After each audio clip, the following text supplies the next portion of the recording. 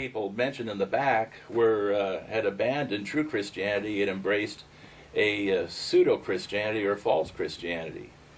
Yeah, that really is amazing. So the Word isn't sufficient in itself. We have to go look at the other religions. But yet I wonder if these other religions are looking to the Bible to enhance their spirituality. Well, it's not so much looking to other religions. It's, remember what Morton Kelsey said, that you can find the depth. Let me read it again. You can find most of the New Age practices in the depth of Christianity. And so they're not called New Age. They're called Christian, spiritual disciplines. These are spiritual disciplines, contemplative prayer.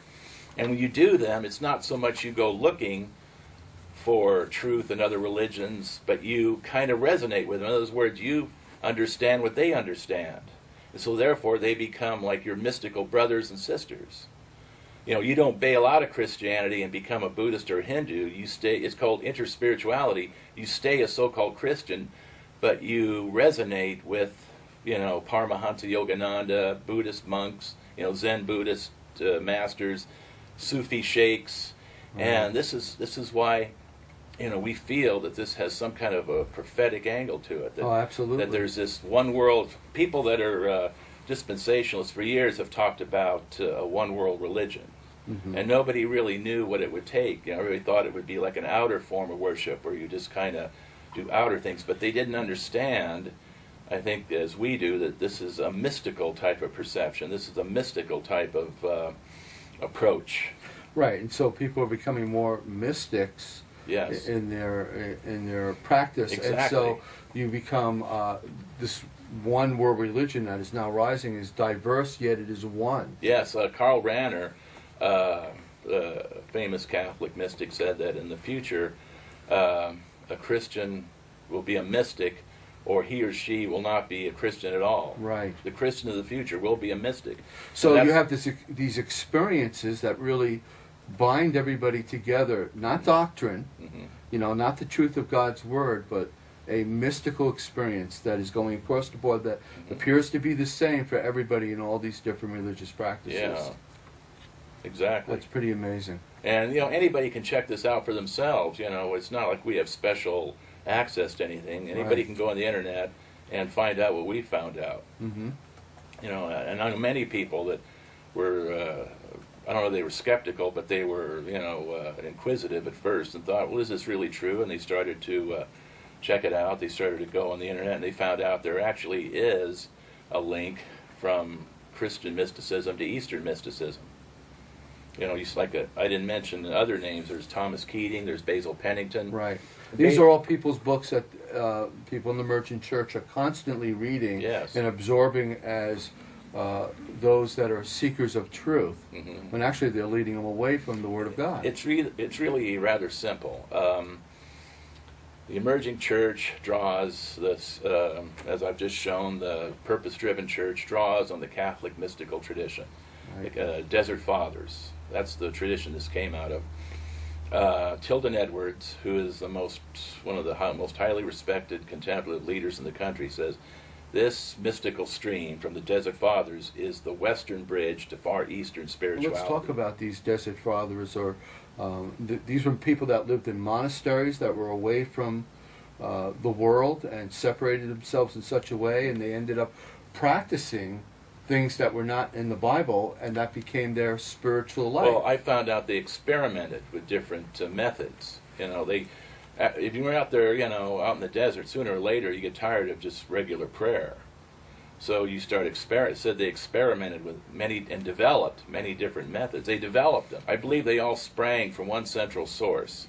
So they could have gotten this from I've read there were Buddhist and Hindu influences in the Middle East at the time, because Alexandria was a focal point for that sort of thing. And a good example, Saint Bernard of Clairvaux. His mystical perceptions were the same as, what the modern New Age teaches. He says that God is the rock in the rock and the tree in the trees. In other words, the essence of everything that is God. And hence God is the man in the man. The all in all of panentheism. Well, if God is the rock in the rock, then we should worship the rock. If God is in the rock and God is in the trees, then we should worship the rocks and the trees, you know. And if God, and that's what Thomas Merton said, he said, if we all knew who we really were, we'd fall down and worship each other, because at the core of every person is the pure glory of God that is untouched by sin. So, and that is the equivalent of what the New Age calls the higher self. Right, so Christ is already in you. You just need to discover him through some kind of method and release him out to, and it's your real self. You know, and yet the emergent church is going back to these desert fathers, that we call them, and they think that they're contacting earlier Christianity. But this isn't earlier Christianity at all. No, see, that's it. They don't go back far. They think that since this developed within the context of Christianity, it's Christianity. But and then they use verses from the Old Testament like "Be still and know that I am God," and others that talk about being still. See there, you know, it's talking about meditation. Be still and know that I am God. Right, but it's a completely different meaning. And a good example of this would be like when Moses was leading the Israelites away from the Egyptians. They were right behind them, trying to catch up with them and slay them all, and they ended up at the Red Sea. And Moses said, "Stand still and see the salvation of the Lord." In other words, be still and let God work on your behalf. That's really what it means. Yes. See, that's what books like this are all about. You know, the spiritual disciplines, practices that transform us. You know, this is, it's contemplative prayer is on the back here. Well, and this is something like Maharishi Mahesh Yogi used to teach, that you would say that about yourself. Be still and know that you are God. Yes. And they would chant, I am. William Shannon, who was a major proponent of contemplative prayer and one of Thomas Merton's biographers, said that we all have to discover, or the reason we're here, what salvation means, is discovering your own true name. And then he says our own true name is the I am. And that is the true name of every person on earth. See, well, according to the Bible, to say something like that would be blasphemy. Yeah. Because there is only one I am, and we're not it. Wayne Teasdale, in his book, The Mystic Heart, talks about being actually possessed by this entity that he feels breathing within him, and that these experiences were very powerful. And I've said this a number of times, that you're not going to believe you're God unless you feel like you're God. You know, you're not, let me emphasize that, you're not going to believe you're God unless you have this experience or feeling like you are God. This mystical, supernatural experience. Well, let me build off of that, because as a New Ager, before I became a Christian, I was practicing a lot of these things that you're mentioning, and we were chanting I am, we were calling upon angels to empower us. And let me tell you, this is very real. The power that comes to you, yes, there is a presence. It honors your words and your desires, and it will empower you, and it will deceive you into thinking these things. You weren't just being silly, right? No. There was a presence there. This is not just your imagination, right? No, it was for real. It was very powerful. Yes, and there's a continuity to it, and there's a, there's a presence that can be found all over the world. I mean, everybody that has this experience has the same experience. You know, there's it all leads to the same place. It's all like different tributaries. The word I was trying to think of, uniformity. There's uniformity to this. And when there's uniformity to something, it means that it's not just the imagination. There's actually a second party there. Right, and so all these different practices that are diverse in these different religions are all like different tributaries running to the same ocean. They all lead to the same place. You know, the mystical experience, no matter which religion you're involved in, all leads to the same, what they call consciousness, the same state of mind brings you to the same place.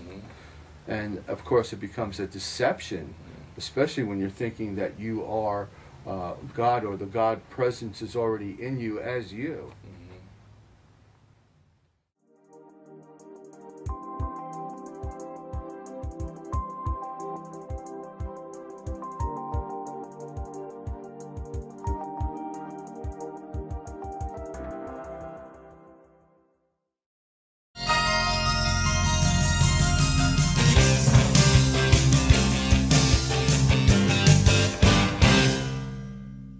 Dear friends, greetings in Jesus. This is your friend Jacob Prash speaking to you at the moment from the UK.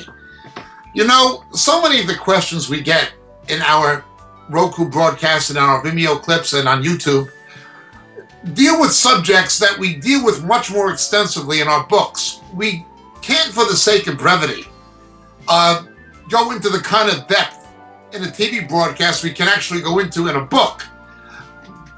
But so many of the questions come from material that are expounded in the books on a much more broader scale that it's almost frustrating sometimes that we can't spend hours and hours answering the questions that are given to us. Obviously, practicality dictates that's not a possibility.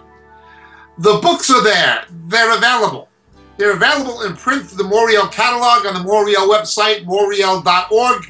But in this day of Kindle and electronic books, they're also available through Amazon, and they're available through Kindle.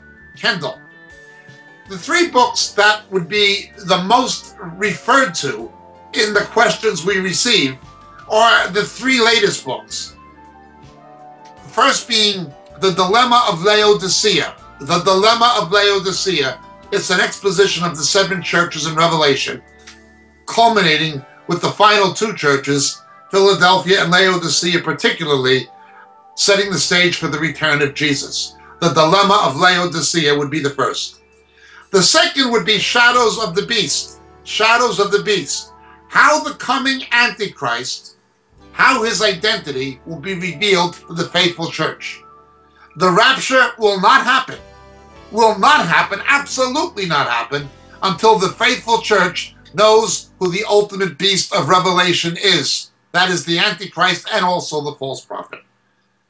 How the identity of the coming Antichrist will be revealed to the faithful church.